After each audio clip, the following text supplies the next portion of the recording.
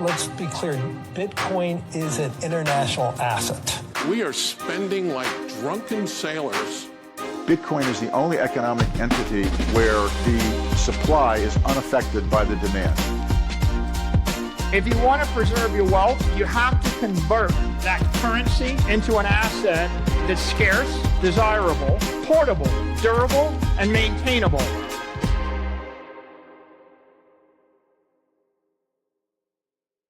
Welcome back to Scarce Assets, and welcome Jeroen Blokland. You're back on the show. It's great to have you. Thank you for making the time to speak with us today, and congratulations on the book launch. Yes, thank you, and thank you on the launch. It was it took a while, especially translating it into English, which is not my native language, but it's there, it's out there, and pretty happy with it so far. Yeah, well, I haven't gotten through all of it just yet, but I did read the first few chapters and then had the opportunity to review and gloss over the middle, back end of the book as well, and really excited to read through the entire book as well as discuss some of the core themes of it today. I do want to start with just acknowledging that your thesis around scarce assets, sound money, is really being proven out in real time. Right before we hit record, we were just talking about how incredible the rally has been in precious metals in particular, both gold and silver. Gold adding about 20 trillion to its market cap in about 18 months, which is just remarkable. And before we get into the first question I want to ask you, I just want everyone to be aware of your background. So Jeroen's a seasoned multi-asset investor with more than 20 years of experience constructing and managing client investment portfolios. He is the founder and manager of the Blokland Smart Multi-Asset Fund.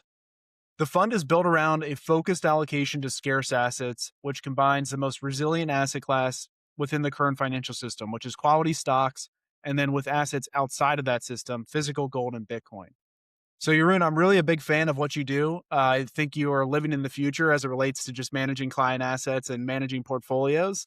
And so the first question would be, man, what an exciting time for precious metals. I really, even though I'm a Bitcoiner myself and hold most of my net worth in Bitcoin, and that's been incredibly disappointing in 2025, I'm at least happy to see that sound money is really making a resurgence. And I am happy for those who have held gold and silver for so long, because I know it's been a painful ride, but finally vindicated by the moves that have happened in the past year or so. So I think the most exciting place to start would just be talk about gold breaking through 5,000 per ounce. You've been calling for, kind of a structural repricing, a reallocation to precious metals as part of the investment strategy. So I'm curious, what do you attribute just the massive move in gold and perhaps silver, if you want to talk about that as well? I know that's not a part of the portfolio, but I'm confident as well it's still an asset class that you monitor very closely. Yeah, it is, because everything that is scarce is better than not scarce assets like debt and fiat currencies, of course.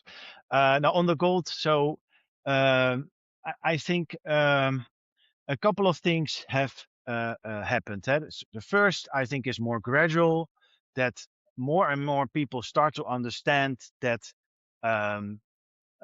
aging societies and their economies, to be able to continue to grow, they need debt. So literally, they need debt to buy GDP growth.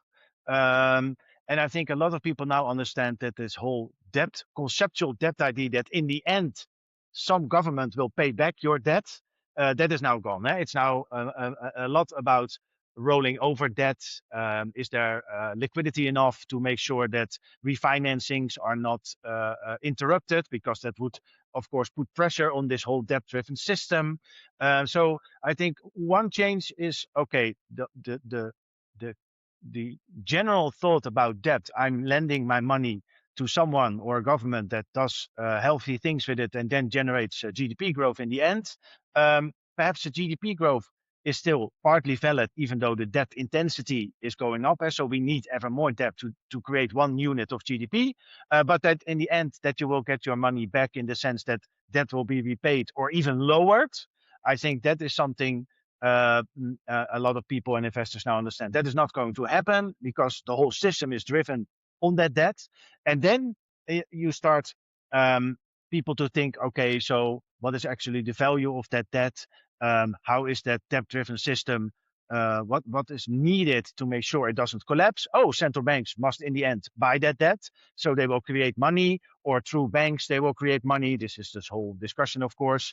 That means that my money, which is already money that has no real value underneath it, is even more worthless, so to say. Yeah. So let's find something that stores value, my wealth, that retains purchasing power, however you want to call it. So I think this is a gradual idea since the great financial crisis, but especially after the COVID crisis. It's so obvious we can only grow using debt, and that must be monetized at some sort or some moment. So that's one.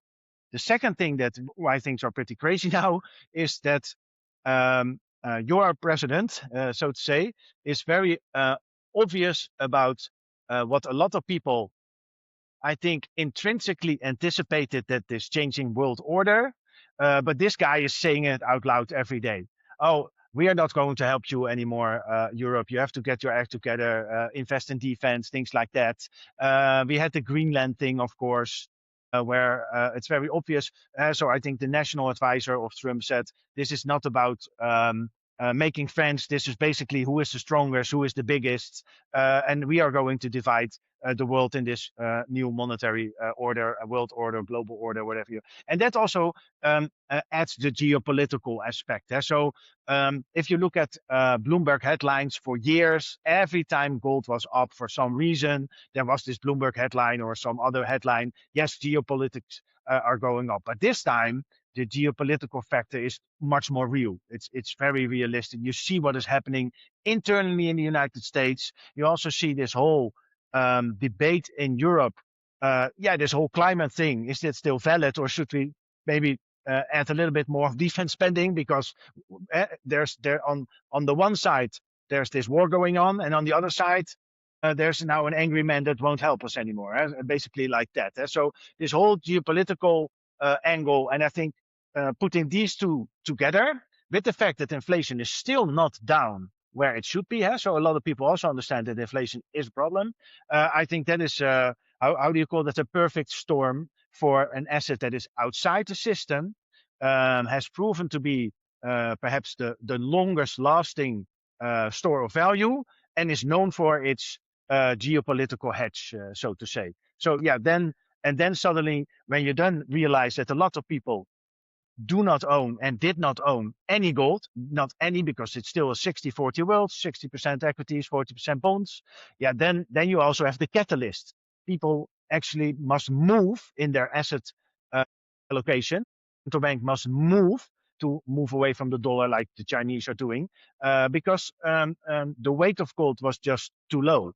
So there's also people must act to do something, and still a lot of these traditional asset managers, they talk about gold, but they do not invest in gold, at least not strategically or for the longer term. They now offer it if a client really wants it, but it's not part of their strategic idea or in a future-proof portfolio. So I think adding all these things together is what makes this explosive mix that you see every day. And for me, as we discussed also before, for me, this is going way too fast. I want it to calm down. I want it to go much slower than that, because then it's more predictable, and I like predictable. So. Yeah, I mean, there's a lot that we could go into, and I'm really excited to get into the catalysts a little bit later in the conversation, because to your point, I think it is incredibly early. When I think about the gold rally, what I heard from you is the first component is recognizing that the debt needs to be monetized. There's no way to grow out. The growth is slowing for a number of reasons that you write in your book. The second piece is that geopolitical tensions are rising, and they don't seem to be, that trend does not seem to be changing in any short order. So I'm curious then, like, if you could unpack the idea of how long this will actually last. And maybe the answer is a long time, or as long as we think, right? But you write in the book that gold offers unmatched protection against inflation and serves as the anchor beneath nearly every financial system. So these qualities ensure that gold's inevitability comes back, or stages a comeback whenever the system comes under strain. And you write, and it always will sooner than later. And so right now I feel like we're in the sooner point, because it does seem like gold has staged a comeback. And so I'm curious, how long does this comeback last? Is this really going to be a structural repricing of sound money for the foreseeable future? Yeah. Yeah, that is of course the $1 million question, especially right now. So I think I wrote a post on X and LinkedIn the other day. I'm intrigued, let me put it mildly, by all these people jumping on this narrative. This is only the beginning, and you have seen nothing yet, and I told you so, and all of these, they just jump from narrative to narrative to narrative. The thing is, with gold doubling in whatever months, I don't know if in the short run this is sustainable. I don't know if we are heading for a major pullback. A minor pullback can happen any day. So the only thing I can do, and that is also the core of the book, I would say, is to say, okay, what was my thesis again? What should happen with gold and the price of gold to make this debt-driven system more stable, to rebalance it? So that means that the price of gold measured in fiat currencies, be it dollars, euros, yen, also interesting right now, yuan, of course, must rise, because I'm of the strong belief, I did a lot of research for the book, of course, that we need this whole gold ID, but most of the time it is gold, anchor. So people have to believe in some kind of store of value. And every single time that societies or emperors or kings debase their currencies, and sometimes they did that literally, of course, with their coins and then reducing the amount of silver or gold in it. You can do that only to a certain point, and then the system resets. And sometimes that's very explosive and a whole new system arises. And sometimes you just get a reset, we start over again, and that means that a dollar must be backed by gold, a euro must be backed by gold, or at least to a large extent. Now, if I look at money supply, for example, so money supply, which is M2, and if I'm correct, and a lot of people know more about this, that's even a too narrow measure for money, because it's not total liquidity. But let's take M2, because most people understand the broad money supply definition. Over the last 2 months, if you analyze that, it has grown by 17%. 17. So it's only 2 months, but it's analyzed 17%. It's now 117 trillion US dollars. So my idea is simple. You have the market cap of gold, which is rising exponentially currently, but I think it's now over 30, 35-ish or something. And you have 117 on the money supply side. So that is 1 out of 3, even a little bit less. Let's say 30% coverage. Now, it used to be 60. Before the Second World War, it used to be 80. And during the Romans, it was 100%, because gold was the gold coin. So I don't know if 60 is the end target. I don't know if 80 is the end target. I do know, because just look around what is happening, at 30%, even after this explosive rise, it is not enough to restore confidence, to rebalance the economies and say, okay, we have this debt-driven system. That's fine, because we now have a lot of gold value in the system. Now, so that is my only thesis. And if that goes from here straight to 10,000, and then we are at 60% coverage or 50% coverage, I don't know. But I do think in the longer term, now that this, the only thing that can structurally break this trend is if some other factor restores trust in the system. But with debt rising increasingly, so we have not talked about the debt number. So money supply is 117 trillion, but total debt is 346 trillion. So if you match gold to debt, it's even, and you can say that debt is basically money, so to say. So that is my general thesis. The balance is not restored enough yet. That means the one has to rise relative to the other going forward. If that is over 2 years, 5 years, 6 years, 10 years, I don't know. I have no idea. Must the gold coverage come from 30% now to 60, 17, 80? I don't know. I think for the Chinese, it has to be 100 to make their currency appreciated by other countries. I don't want to have the yuan unless it's back to 100% by some store value. And that is basically how I look at it. So it's not done, but when this next step materializes. Could be tomorrow, as at the rate as we are going. Could be in a couple of years from now. But the longer term thesis is this enough balance? No, it is not. Just look around what is happening. Nobody has a lot of trust in institutions, in central banks.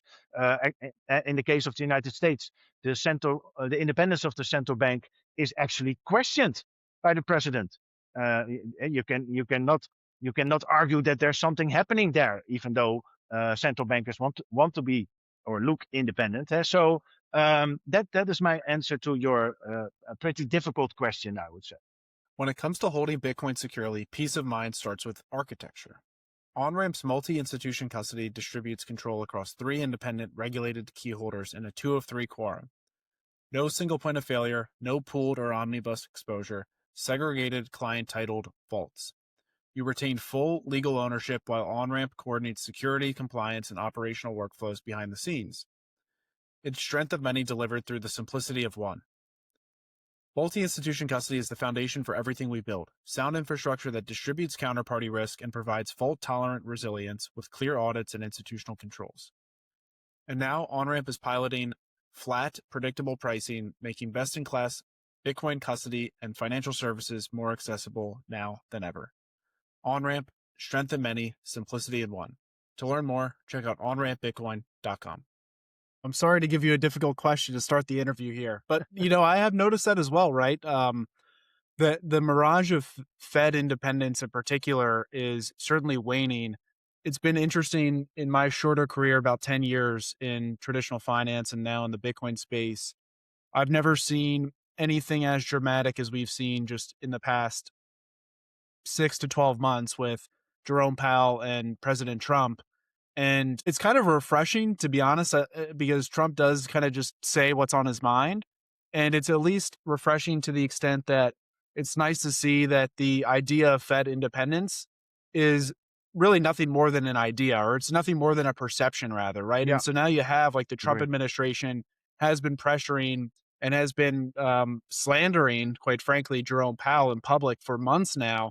And they're going to appoint a new Fed chair that will serve the political means of the United States government. Now, economists will say that that's not right, but I would say that the Federal Reserve and central banks have never operated independently. They've always been serving the needs of the government. What are your thoughts on that? To a certain extent, yes. So if you look, for example, in Japan, the Ministry of Finance decides if there's yen intervention or not the central bank on its own. So central bank independence with a government that basically holds all power is always relative, right?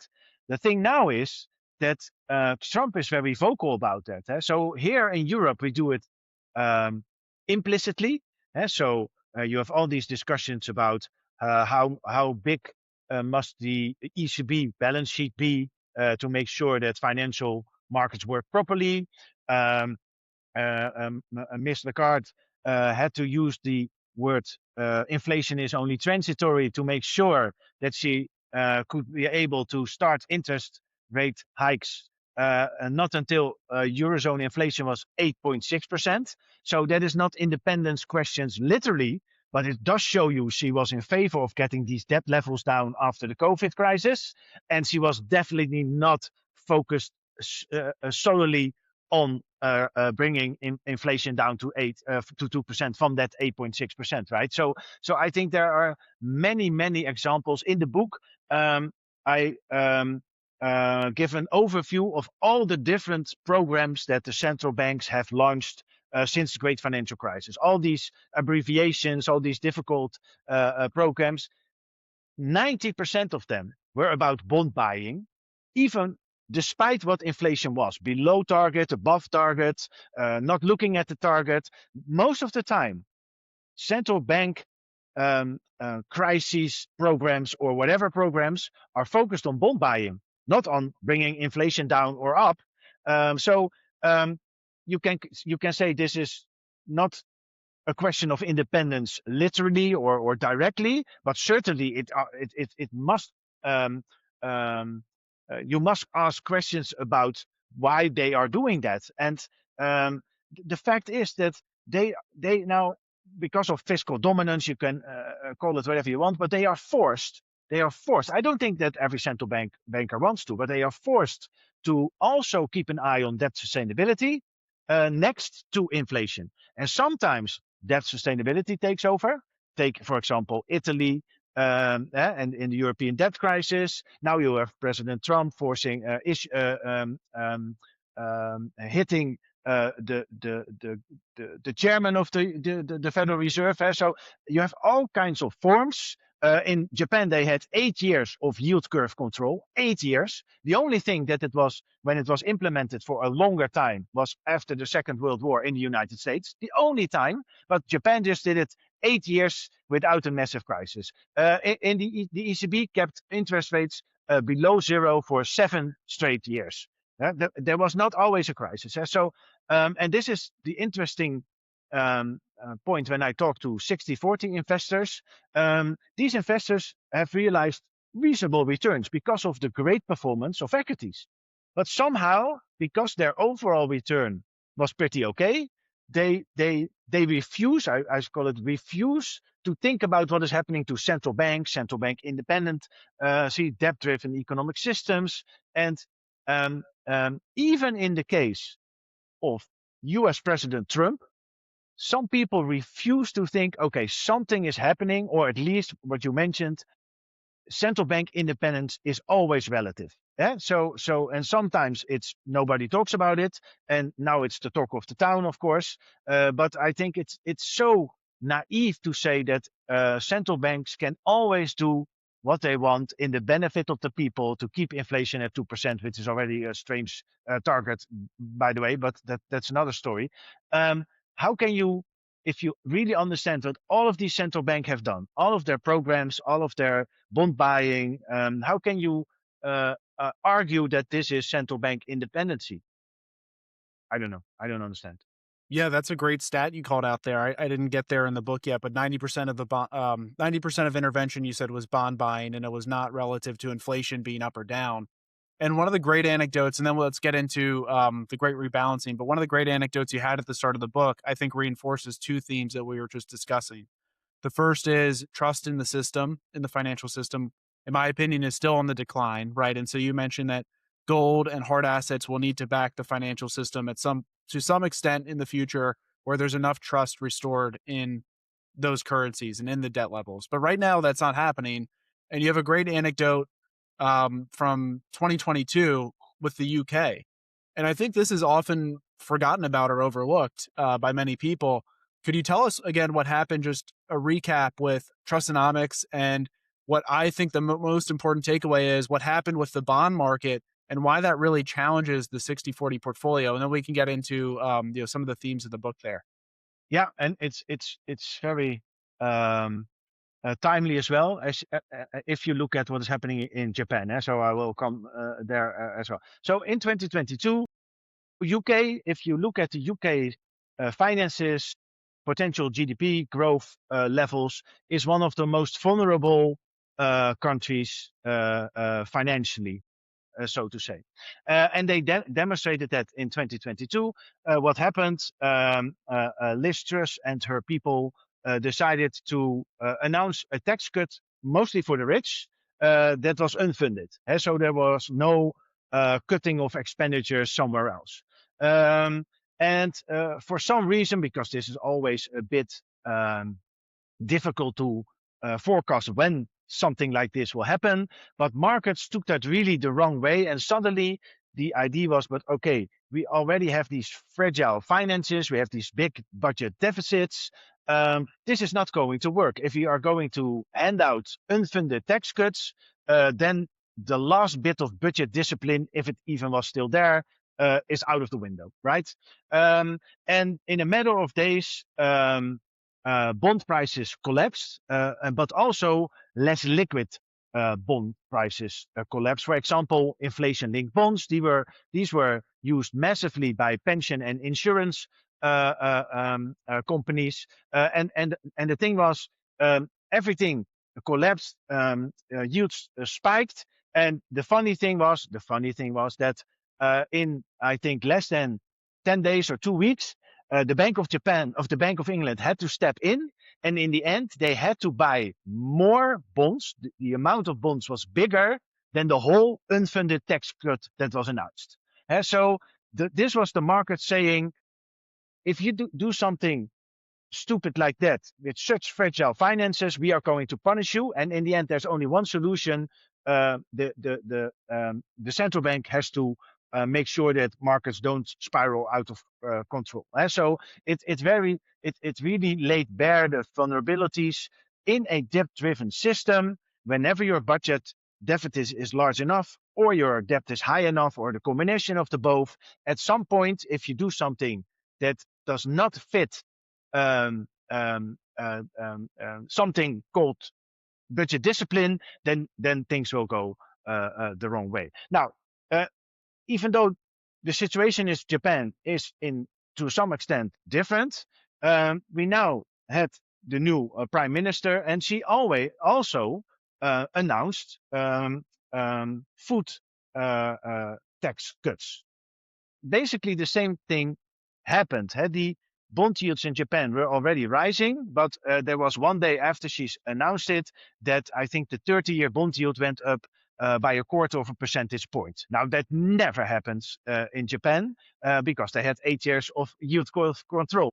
But you saw the same thing happening. There was a prime minister or a politician announcing or suggesting or proposing unfunded. This was partly unfunded tax cuts. It was also temporary. But with these high debt levels and budget deficits also larger than 5% of GDP, even though Japan is doing a little bit better in recent years, again we saw the same dynamic but less extreme.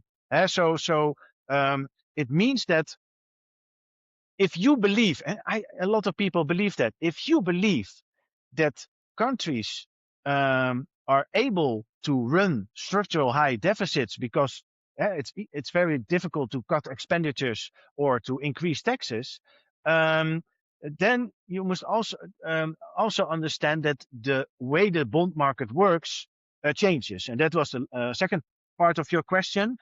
So in my book, but I can show you many charts. I'm a practical guy. I just look at numbers and then try to make sense of what is happening. So if you look at the relative volatility of bonds to gold or equities, doesn't matter, both same time, they have doubled. They have doubled. So from this whole idea, this is a relatively safe asset that gives you a little bit of return. It's now not really a safe asset, giving you a negative real return once you take inflation into account. So I have been constructing portfolios for my entire working life. That is what I do. I'm a multi-asset investor. So if I have one asset class that changes its characteristics because of what is happening in the world, so that automatically changes my portfolio diversification, portfolio risk and return characteristics. So even if you have no view on what is happening in the world and why debt is a must if we want to continue grow, but just look at the facts of the characteristics of bonds, equities, gold, and whatever you want to, then you will see that an allocation of 40% should then be 30% or 20%, or in my case, 0%, but not 40. It should be less. Bonds is either it depends on how you measure it, it's the biggest asset class or the second biggest asset class. It depends a little bit on how you determine bond markets and indices and things like that. But let's say it's a very big asset class. Now, and that must start to move. So now you will see that the realized volatility of Japanese government bonds will spike. They will spike. Not only have they incurred a loss because interest rates are up, but also the volatility part. This whole safe asset part, it's not useful anymore. It's also not true anymore. And if you run the numbers, then you have to adjust your portfolio accordingly, unless you believe that, for example, bond volatility will go down again. But my question is how, because the source of the higher volatility is in the bond market and debt market itself. That is the core reason. It's not equities, it's not geopolitical. No, it's debt. that causes volatility.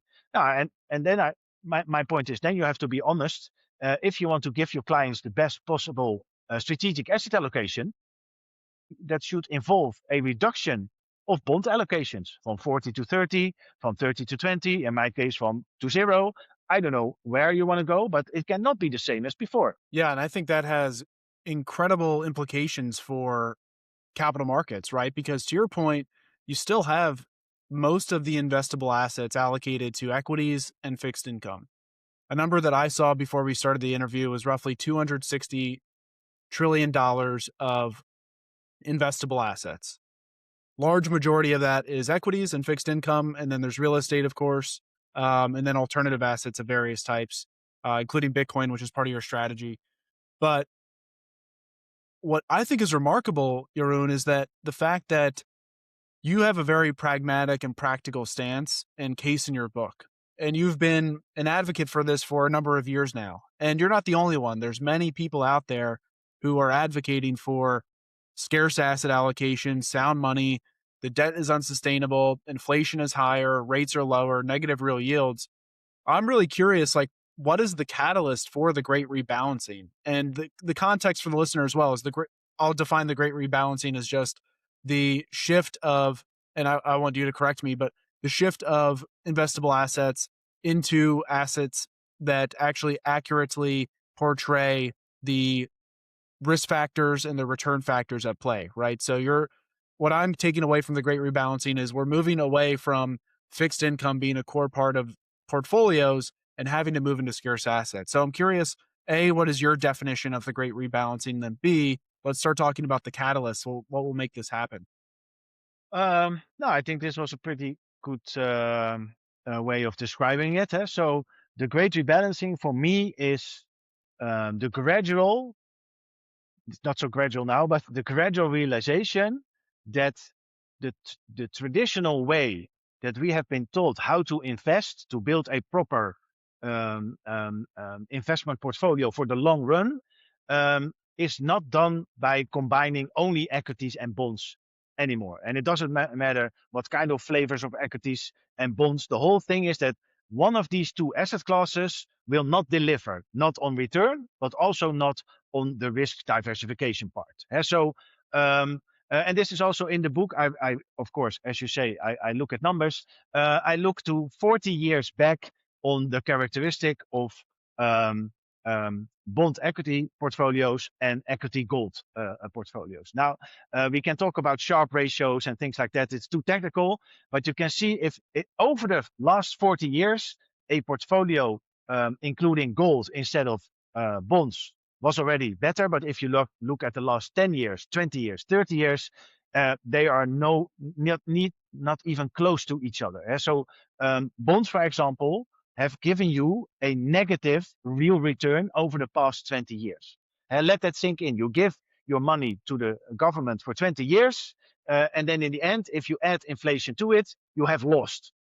Yeah. So what is the whole idea of a bond? So if you put that into statistics like the Sharpe ratio, the Sharpe ratio literally goes off the chart, because a Sharpe ratio below 0 doesn't tell you anything, only that the asset that you invested in had a negative return.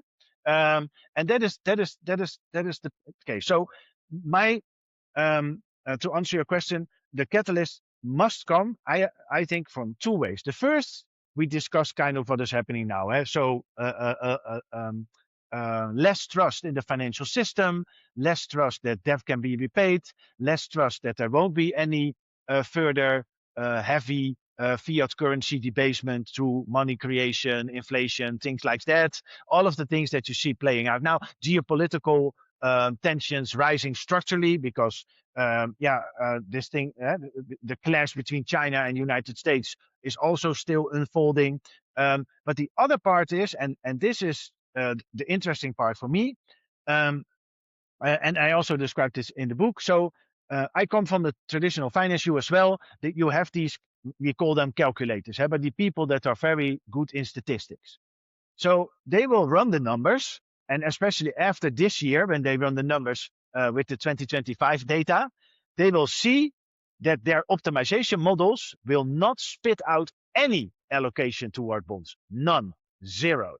So this is the objective outcome. Now, what most asset allocators do, they have all these kind of boundaries and ranges that they give restrictions to the optimization model.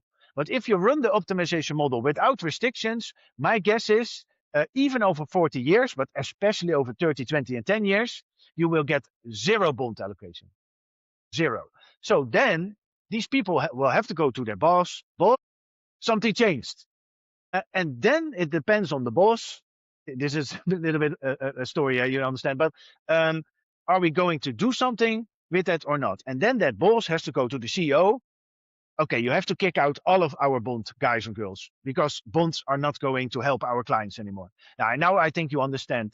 This is something really, really difficult because the CEO has shareholders, maybe is listed, and things like that. And so I think that a lot of people higher up in these traditional asset managers are very aware of what is happening, but are they the ones to be the first one to tear down their business model? So my guess is that, and I expect this to happening right now, once their clients start to leave, saying you are not giving me option of alternative asset classes, you are not looking at the numbers, my own optimization model that I can now use using ChatGPT or Grok says 0% in bonds and you give me 40.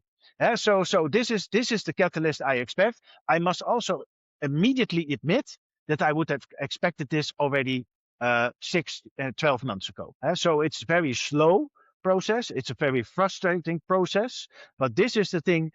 I think a lot of these people are aware that if you run the numbers, and strategic asset allocation is looking in the rear mirror and then hoping that things stay the same. Now, you cannot say things are the same. So, and also the numbers have changed. So I think the catalyst is already there. But who is going to tear down its own fixed income department, which yields a lot of income, earnings, and things like that? So I think this is also about stakes. So who is going to up the stakes? And I also think this is the reason why a lot of my semi-competitors are more like fintech or smart tech guys and girls than traditional investors going out, because I had to get out of the traditional system and start a new fund to make sure that I could do what I wanted to do. So, and I think this is a slower process than I anticipated, but I think that will be the catalyst. The catalyst in terms, should we do something, is already there. Geopolitical, just look outside, but also running the strategic asset allocation, mean variance optimization numbers, whatever you want to use, they won't spit out 40% bonds at all. Here's the conversation no one wants to have. If something happened to you tomorrow, could your family access your Bitcoin? Really think about it. The seed phrase hidden in your house, the hardware wallet in the safe, that complex multi-sig setup. You understand it, but does your spouse? Do your children? Billions in Bitcoin are already lost forever because people did not plan for this moment. Onramp's inheritance solution is built into our multi-institution custody from day one. 3 institutions, clear beneficiary designation, and professional succession planning. No technical knowledge required from your heirs. And with our new flat tier pricing starting at $250 monthly, your family won't face surprise custody costs just because Bitcoin appreciated. The same predictable fee whether Bitcoin hits 200K or 2 million. Don't leave your family's future to chance. There's strength in many. Visit onrampbitcoin.com/inheritance. That is onrampbitcoin.com/inheritance. Yeah, I mean, those are great points. And a couple things stick out to me because first and foremost, it's an unfortunate situation that you describe where you have the advisor-client relationship. The advisor is representing the broader firm's interests, and they're leaning on, most people are not actually deceptive, right? But they're leaning on the resources of the firm, and the firm, whether it's, let's just say one of the major wirehouses that has investment strategy teams, and they're still recommending largely equity fixed income allocations, and maybe tactically you might want to own some gold, or you might want to have some alternatives like structured notes to have some sort of to meet some sort of investment objective. The challenge, though, to your point, though, is that you kind of have that top-down direction from investment strategy teams, from boardrooms, from C-suite executives at these firms, and the advisors who are representing the client interest are just kind of following the leadership of their firm. But to your point, the client may start to realize, I think the most acute and most painful path to realization is probably people just recognizing that even though their brokerage account balance is going up over time, it's affording them less and less things that they want, right? And then you have some amount of those people that start to maybe ask more critical questions of themselves or their advisors. It's great. I generated a 10% or 15% return in my portfolio last year, but I've noticed the trend over each year. I'm unable to, keep up with my insurance premiums or keep up with my auto loan, whatever it may be. Right. And so I think, unfortunately, there's just going to be a lot of pain realized because most people are not portfolio managers, right? They're relying on someone else to be the expert, to help advise them. And it's unfortunate because with the exception of, I would say, more independent registered investment advisors and probably more like, let's say, more creative or advisors who think a little bit more out of the box, most people are just following the guidance that they get from their firm. And then one of the other challenges, to loop that in as well, as you mentioned, the firm leadership not wanting to cause upheaval within the organization. Where my head goes is, well, what you're proposing, Jeroen, is most people should own little bonds and maybe in many cases no bonds at all. But that is a huge issue to governments that need people and institutions to be purchasing their bonds.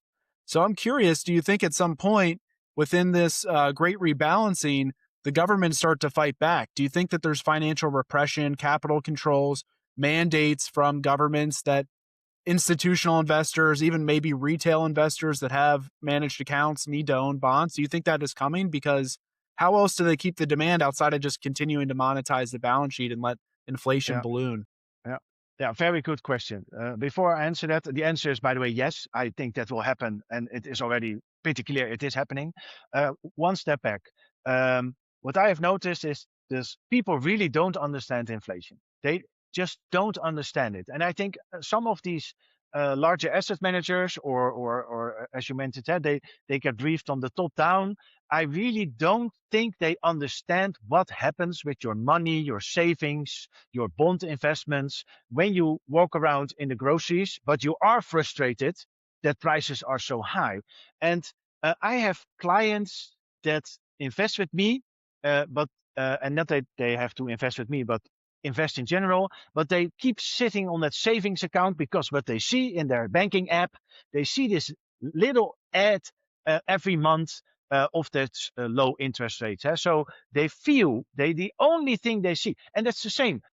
I too am guilty of presenting my returns in nominal terms. Otherwise, nobody understands my returns. But I would like to present them in real terms. So if everything that you see, prices in the grocery store, but also in your banking app and your returns, is nominal, people do not understand. And that's not a bad thing. They're just not accustomed to looking at real stuff. And that's also difficult. If you don't understand real stuff, you don't understand gold, for example, because that's real stuff. So I think we can talk about investing, and I do that a lot, of course, in my book, but I too should add more emphasis on what actually is the value of money and how it is deteriorated or debased or whatever you want to call it by central banks, by inflation, by money supply growth. And I think once people understand that part better, then I think going back to your previous question, the demand pool, give me something else in my portfolio, will accelerate. So that is my idea. And that's also why I spend so much time making charts about inflation, because it's just difficult to make people understand.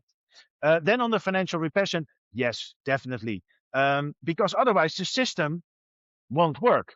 So you have thousands of examples, but for example, the Bank for International Settlements, the central bank of central banks, they determine what is required or what counts as a buffer for liquidity ratios and buffers for against financial crisis. Every single time, sovereign bonds are the first on the list. They are always first. You get no cutoff, you get no haircut, you get no. This is every time. All kinds of regulations in the pension industry, in the insurance industry. They make sure that you have to buy bonds to be able to meet regulations. Look at stablecoins. I think the US is pretty clever on this. Okay, everybody wants to have stablecoins. Let's make sure that stablecoins must buy government bonds. That's the deal. So Europe again missed out on that whole concept. We want to forbid it, but it was actually a great tool. So now 95% of all stablecoins is US dollar based. So it's 5% or 2% in Europe. It's laughable. But if they stimulated that, they also had a new resource of bond buying for all these debt that has to be bought from France and things like that. So yes, you are going to see financial repression happening. And again, that takes all kinds of sources. So in the Netherlands and another couple of countries, they now are talking about, and in some countries it's already active, you have the exit tax. So if you leave the country, you have to pay. So there are thousands of different ways that you can keep money within the system. And can you force IRAs or 401ks in your country and other? Because of the defined contribution is also getting bigger in the Netherlands. You're also there are lots of commercials. Build your own pension fund for later. Technically, all of these investments could be forced financial repression to buy bonds. So I expect there is always a buyer of last resort, central banks. So while they will explain to you that the central bank balance sheet must be big because of liquidity and refinancing, it's also when nobody, and this is also my big issue I have with MNT, modern monetary theory, who is going to buy, who wants to buy the bonds? I'm not. So this creates an issue. So you can issue bonds like never before, but still. And the thing is, I get a lot of pushback, but because then someone thinks in a balance sheet and says, yes, but if it's a liability for the government, it must be an asset on somebody's balance sheet. Right. But if that asset gives you a negative real return because interest rates are below inflation, who wants to hold that asset? And so financial repression. No. So there must be some rule that forces others, and hopefully not us, to buy those bonds. And in the end, it's always the central bank. And this is why the share of bonds and debt that the central banks have is growing over time. Because every day somebody wakes up. This nice interview that I saw on the Onramp podcast, I must sell my bonds. So somebody else must buy that wonderful asset through financial repression. So yes. Right. Yeah, that you made a number of great points that I think are worth reinforcing. The first is on the stablecoin front. Tether became in the top 20 largest holders of U.S. Treasuries in 2025. Yeah, and that happened like overnight, right? That happened in a matter of a year. I mean, they've owned for a number of years U.S. Treasuries, but the scale and accumulation that happened is remarkable. Yes. And so, to your point, that stablecoins are certainly going to be a sponge for a lot of government securities, particularly U.S. government securities, because to your point, 95% of stablecoin issuance is dollar denominated. Another great tool for financial repression that comes to mind is 401ks. So I just kind of went through this recently. I had some stale old 401ks from previous employers that I hadn't rolled over. And, that was my laziness, quite frankly. I should have done it much sooner. But if you just have a 401k plan with your employer, you're very restricted in terms of what you can own, right? So it's typically, just a few mutual fund options for equities, developed markets, emerging markets, US only, et cetera. And then you have a number of fixed income options. To my knowledge, very, very few, in my experience at least, working at large financial institutions, very few companies actually offer any sort of alternative investments or anything besides equities and fixed income and 401k plans. Yes. And I don't know off the top of my head, I could Google it, but I don't know off the top of my head how much is tied up in 401k and the like in other countries as well, the equivalent, but that's a lot of money, right? And so that's just money that's allocated in many cases to fixed income. And most people don't really do anything with that. So that's just a great, that's almost like a passive bid, right? Because people contribute to their paychecks every other week, and that just flows into government securities. And then one point as well that maybe we should get a little bit deeper on is the idea of having money outside of the system. So we talked a little bit about gold at the start of the interview, and in your investment strategy, you're holding physical gold vaulted. You're not holding paper claims. And then Bitcoin's another, of course, asset that exists outside of the system. And you also have a similar approach to your Bitcoin. You're not holding it on exchange. You're not holding ETFs. You're holding directly allocated to your fund with a reputable custodian of your choice. And so I'm curious, just like in the context of geopolitical tensions, inflation, financial repression, how important is it, in your opinion, to own monies outside of the system? I think it's crucial. So I'm not in the camp that the financial system should collapse imminently or anytime soon, because I believe in this whole rebalancing trajectory. But I think it's extremely. We just talked about the necessity of financial repression, to keep all the. So if you are forced to buy something you don't want to, you must make sure that the money that can be forced to do that is less or is somewhere else. That is the basic question you have to answer. How do I get my money out of the system so that I can't be forced to debase it or to buy government bonds with it or to pay taxes on it? Or no, that's all the. So I think you should have your money in what is proven to be stores of value. That can also be a classic Ferrari, but that's not practical.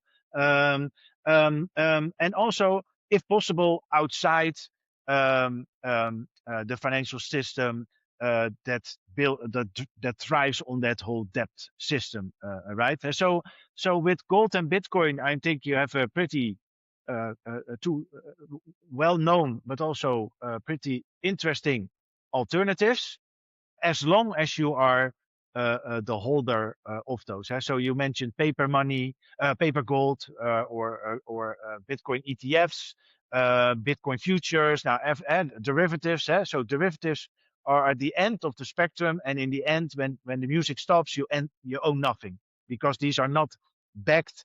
There are much more derivatives than there is the physical stuff underneath it, right? So please, if you decide it, you have to make sure that you own it. In some cases, for example, in the gold, that means you must rent a vault in Switzerland, because that, I think, is the best location from a European perspective, and that costs money. So a lot of people say, yeah, but that's expensive. I can buy a gold ETF for 35 basis points or something. Yes, but if push comes to shove, it's not allocated to you. What happens if everybody demands its gold? Is it still there? So that, yes, it must be outside the system, but as is now very popular to say on X and LinkedIn, own asset, and in my case, own scarce asset. You must make sure that you can actually reach it. You can touch it, or you can make whatever reason, whatever method to make sure it is yours. And that is, I think, a must have that should be added. So I know a lot of people just buy Bitcoin ETFs or on some exchange, or buy Bitcoin on some exchange. Yeah, be very aware of that. Your money out of sight of the system is not really your money outside of the system if things go the wrong way, right? Right. Totally agree. And I want to be respectful of time, so maybe we can try to get through a few more questions, just kind of rapid fire almost. So one of the things, Jeroen, you talk about is the scale of the wealth transfer that's currently underway, right? You have the baby boomers that own so much wealth. Last I saw was 80 trillion, I believe. Maybe that was the US specifically, and that was a few years old. So they have a ton of wealth. There's a transfer that's happening as they age, they pass away. Children inherit, which is predominantly millennials, Gen Z, et cetera. I'm curious, just anything else you would want to call out as relates to the Great Rebalancing and the wealth transfer that we didn't cover already? Yeah. So in my book, I used the number is 124 trillion. And if you compare that to the total market cap of equities and bonds, you're not that far off. So that's how much money is going to transfer. And of course, a lot of that money is actually in equities and bonds because these are baby boomers. My idea is first, there's a lot of attention on the size of that amount. And of course, what younger generations will do with that money. So I also pay a lot of attention to that phenomenon. And then you see that younger generations think totally different about different asset classes, being crypto, Bitcoin, real estate, bonds, equities. So to keep it general, but the appetite for alternatives is way, way, way higher, and the appetite for bonds is way less. And also there was this nice, I think it's Bank of America, they asked younger generation millennials, what do you think that the traditional 60-40 portfolio will be able to provide you and to realize a solid pension for you? And I think from the baby boomers, it was 68 or 78% that said yes, that's great, and it was 28% for the younger generation. That's so a 40 or 50% gap. So that is huge. So that is one thing. And of course, there's a lot of talk about it. And to come back briefly to those traditional asset allocators, when I was studying all these great wealth transfer dynamics, I saw really a lot of advisors, as you already referred to, saying, but in the end, these people will get old and they need bonds. No, you don't need bonds. They are destroying your purchasing power. You don't need bonds because you're old. That's not true. But they will say it because this whole fixed income department must keep going, right? So the numbers are huge. The appetite for alternatives like gold and Bitcoin are so much higher than for baby boomers. So if they are able to do, because it also depends on the infrastructure and who do you talk to and what is your financial advisor, then that would be a major shift. But the other point I like to make, and I think that gets overlooked, and unfortunately, I do not belong to the millennials. I'm just a bit too old, but I think hopefully like a millennial, these will also be the people running the 401ks, running the big asset managers, running the political departments with finances and things like that. So it's not only the money that is changing hand, but also the mindset is changing. So if you look at me, so I'm 47, but I have a totally different mindset than the traditional asset manager, I would say. So I think this is, again, talking about catalysts. The money is there. They will inherit a lot of money.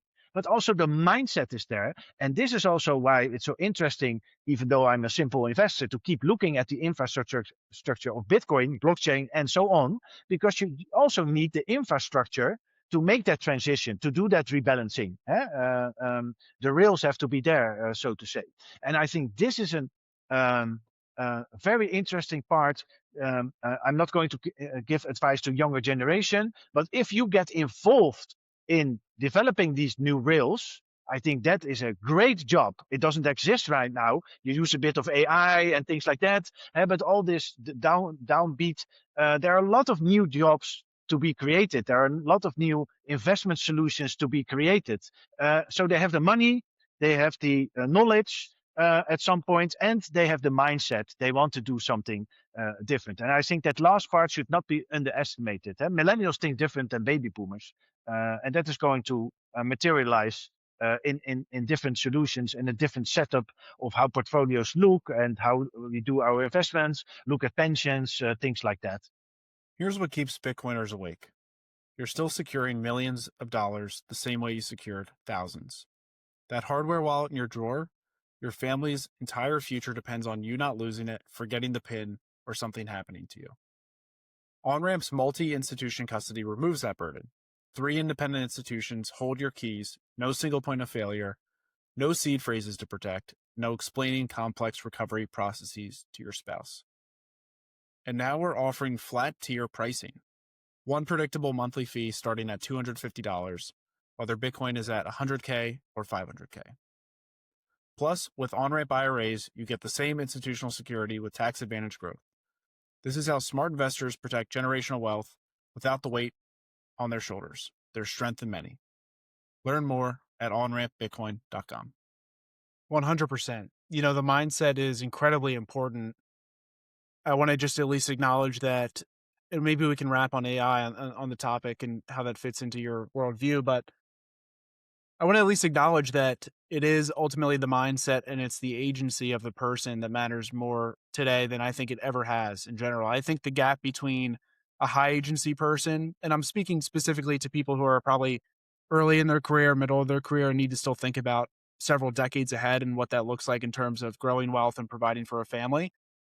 I think there's never been a better time to be alive, but at the same time, I think there's never been a worse time to be alive for a lot of people as well. But it all literally depends on how much agency you have in your life and how willing you are to use the tools at your disposal to Exactly. further your skill set, to further your value proposition in the workforce. So it's something that's been on my mind a lot as well, because I see so many people in my peer group, which is like I'm on the border of millennial and Gen Z, and I see people early 30s, late 20s. A lot of them are in a very doom and gloom state because they see around them that, to your point, the 60/40 portfolio is not going to work for me. The career path that I thought was safe and secure is not appearing to be so. There's more and more layoffs happening. And then you see this in the rise of just like meme coins, prediction markets. A lot of people perceive the only potential way to have a future is to gamble and potentially hit it big. But as we know, most people end up losing. And so I certainly agree with you, man. I think it's a great time to be alive, but it really is a challenging time, right? We talked about geopolitical risk, we talked about inflation risk, we talk about having to re-question the assumptions of money and how do you preserve your wealth. There's just a lot to think about, but the tools are out there, and I think your book's a great resource. And so before we close, Jeroen, just because I know you follow equity markets, you invest in equity markets, and namely quality stocks as part of the strategy, I'd be curious just to hear your thoughts on like the AI bubble discourse. I think, some people think it's a bubble. Other people think it's going to provide insane productivity gains that could potentially help get out of some of the debt situation. I know in your book, I know it's a complex topic. I know in your book you go deeper, but what are the high level thoughts on just artificial intelligence as it relates to investing and then also as it relates to growth? Yeah. So on the growth part, because I think that's easier. So I think that on the macro level, AI will at least temporarily increase productivity. But what a lot of people forget is that an aging population declines productivity growth, lowers productivity growth, because people of over 60, they will have trouble embracing AI, and some even don't want to. People that are over 60, they work slower than people that are 30, right? So if you have an aging economy, the basic trend is down in your productivity growth. And I think AI can stop that, or at least stop part of that downward trend. Is it a massive reversal?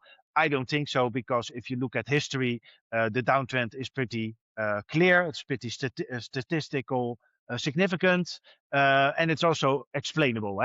This has to do with this aging part.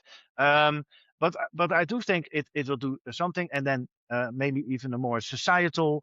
I can relate to what you are saying. So I see a lot of people. I do it as well sometimes, to get angry about things that are not going in the right way, or you're angry at Trump, or the too much climate rules, or whatever. And you see, and I also think that a lot of people kind of give up, and then they say, I'm going to vote for someone who is going to redistribute all sorts of wealth, because I'm not getting it, so I want to take it from somebody else. But as you mentioned, the whole AI space, and that is what I do think, offers a lot of risks in let's say, old school jobs. But at the same time, everybody agrees that this could be a time of massive change. Some even said it's the fourth industrial revolution, technical revolution, whatever revolution. So in a revolution, there is so much to do.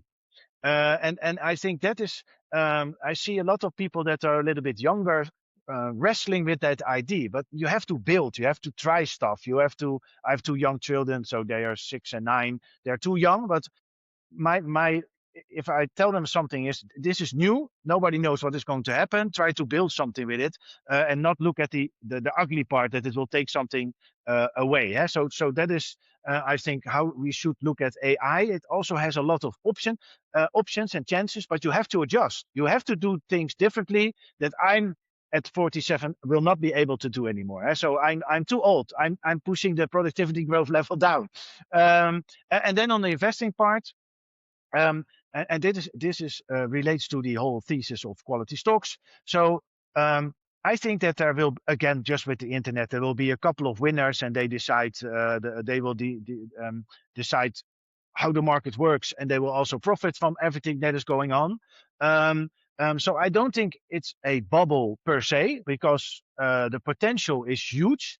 I do think, and that happened to the internet again, that investors are getting ahead of themselves, or could be heading themselves, and then it takes longer, because it's not that these tech companies are not AI ready, but all the other countries that have to implement their AI tools have to be ready, and that takes much longer than being the AI company developing all these AI tools and agents and things like that. So that is one thing. And the second thing is, and that will be a story for, I think, 2027 or 2028. The focus now is on government debt. So in the book, most of the time it's about government debt. But quality stocks also have one of the three major characteristics, being low levels of debt. Now, every company in the world, if you want or not, you are getting punished if you don't. You have to invest in AI. And a lot of these companies will not be able to make enough profits to make up for those investments. And that is what I think will happen in maybe next year, that companies that have invested heavily in AI but are not on top of the list, are not monetizing it enough, they will get punished. And this is also why quality stocks had a pretty dismal year last year. But I think the whole AI, and I think that is a bubble, the AI investment bubble, because 80% of the companies won't make enough money to reimburse those investments or pay down those loans. So that is not something that is acute now, a problem now, but I do think this will be a thematic in a couple of years when you see monetization of AI happening, just not across all countries. So that is my investment thesis on AI. I don't think AI itself is a bubble. I think parts of the AI investment cycle is a bubble. Thank you for that. If you have 2 more minutes, I'd just be curious on the 2026 outlook. Anything else you'd want to share as relates to other core assets in the portfolio, Bitcoin, gold? I know we touched more on gold, but anything related to Bitcoin for 2026 you're paying attention to? So Bitcoin needs a catalyst, and I don't know what the catalyst is. For me, it's pretty obvious. You want to have money outside of the system. I like the whole. So you have digital central bank currencies. Can I have digital store of value outside digital central bank currency, please? So for me, settlement time is also a thing. So gold as a settlement time that ages. I like settlement time. Why do I like settlement time? That's also what Lynn Alden in her book highlighted. The more time there is between the transaction and the settlement, the more time there is for governments or central banks or banks to get in between. Bitcoin makes that extremely short period. That's what it's like as well, because of financial repression. We talked about fiscal dominance, all these kinds of things. So I would say, even though Bitcoin did not perform in 2025, is the world moving towards the need of a digital store of value? And Bitcoin is obviously still the number one, and will remain, in my view, the number one. Or is the world moving away? I think gold is stealing the light of Bitcoin, but the way the world is developing, I would say, isn't it at least part of your job as an asset manager, as an investor, as a saver, to look at this digital store of value? It's still working. Hash rates are still going up, things like that. So it's still safe. So my idea is that at some point, Bitcoin has to play catch up. And I don't know when that is going to happen, but I would say the world is developing in favor of Bitcoin. and not against it. So then at some point that must be reflected in its price, right? I think so. Yeah, I mean, I would say that the outlook remains bullish for 2026, just because at the end of the day, you have all the dynamics that you spoke to that are structural, right? And so you have a lot of debt, particularly in the US, that needs to be rebalanced. You have a new Fed chair coming in. You have Trump, like we talked about, Trump and new Fed chair, want rates to be much lower. You have geopolitical tensions still heightened and rising. I don't think we're quite there yet in terms of investors appreciating the fact that Bitcoin is a risk-off asset, that it's outside of the system. But I do think we'll get there at some point. So it'll be more favorable in times of geopolitical tension, which I think you made the case will be for a while. So I'm encouraged. I do think sentiment's still in the gutter as it relates to Bitcoin, but that's typically a sign to buy. Yeah, yeah. Oh, yeah. Maybe one last thing. In my book, I look at 10 different major financial events, geopolitical events. And you mentioned, is it a risk-off asset? So I can tell you, it's in both cases the short run and the longer run. So when things calm down a bit, it's the best performing asset class. So the whole thing, it's like a Nasdaq on steroids. It's just plain wrong. So in all of these 10 major events, and these are major, Bitcoin comes out on top. Now that does not mean it's not a risky asset, but to put it away as being the most volatile, and it always goes down the most when something major happens. That is the objective data says that is not the case. Good. So Jeroen, thank you for your time today. Where would you like people to check out the new book? What's the best place to hand them off to you?